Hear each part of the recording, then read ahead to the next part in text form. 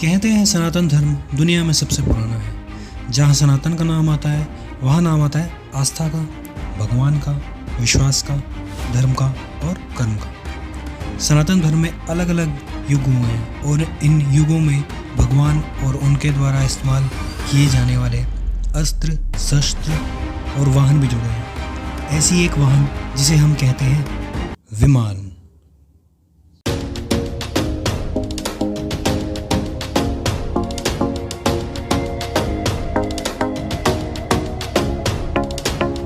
नमस्कार दोस्तों, मेरा नाम है दीपक और मैं स्वागत करता हूं आपका मेरे इस YouTube चैनल में जिसका नाम है सनातन के रहस्य।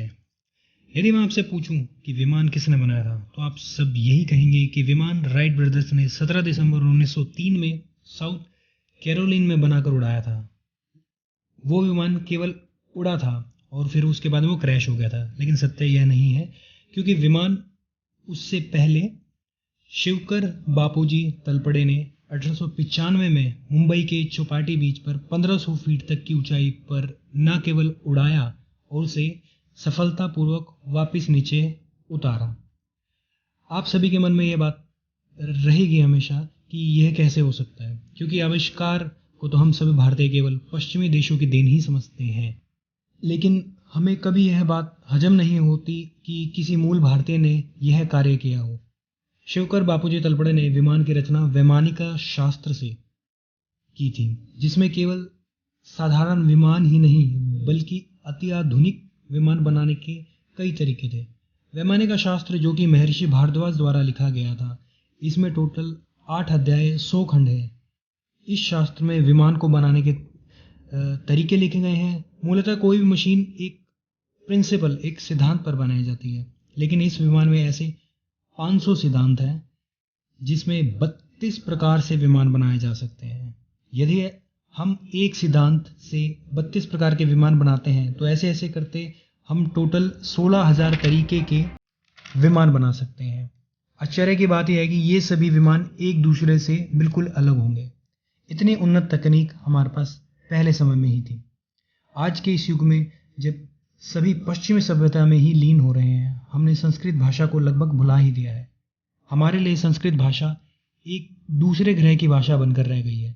विमान शास्त्र की यदि हम बात करें तो उसमें विमान का अर्थ कुछ इस प्रकार बताया गया है: पक्षी की भांति गति के मान से एक देश से दूसरे देश, एक द्वीप से दूसरे द्वीप और एक लोक से दूसरे लोक को जो आकाश में उड़कर जाने वाला यान हो, वह विमान होता है। मतलब हम विमान का उपयोग केवल एक जगह से दूसरी जगह नहीं बल्कि एक देश से दूसरे देश, एक द्वीप से दूसरे देश और एक लोक से दूसरे लोक में भी इसका इस्तेमाल कर सकते थे। इसका बहुत डीप मीनिंग है दोस्तों, क्योंकि विमान जो शब्द है वो संस्कृत के शब्द से उठाया गया है।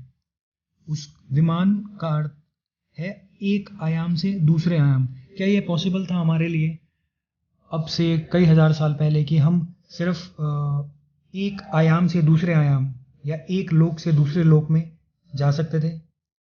जैसे हम समुद्री यात्रा के लिए जलयान इस्तेमाल करते हैं, हम वायु यात्रा के लिए वायुयान इस्तेमाल करते हैं, वैसे ही विमान शब्द का अर्थ है एक आयाम से दूसरे आयाम में सफर करना। विमान के कुछ प्रकार भी हैं जो कि हमें वैमानिका शास्त्र, जो कि महर्षि भारद्वाज ने लिखा था, उसमें बताया गया है। उसमें कुछ प्रकार के मैं आपको वाहन बताता हूँ। जैसे पहला वाहन है मांत्रिक विमान। मांत्रिक विमान ये मन की गति से चलने वाला विमान है, ये योग सिद्धि के द्वारा युक्त रहता है। दूसरा विमान है तांत्रिक विमान। तांत्रिक विमान के अंदर औषध युक्त एवं शक्तिमय वस्तु के द्वारा यह सिद्ध होता है। तीसरा विमान है कृतक विमान। कृतक विमान कला मशीन, कलपुर्जों के द्वारा युक्त रहता है।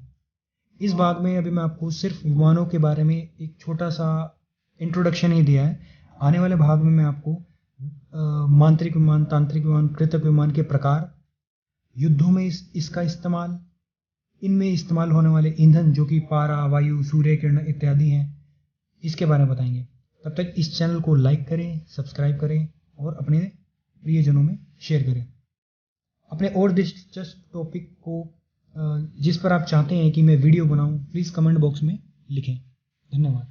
जय हिंद, जय सनातन।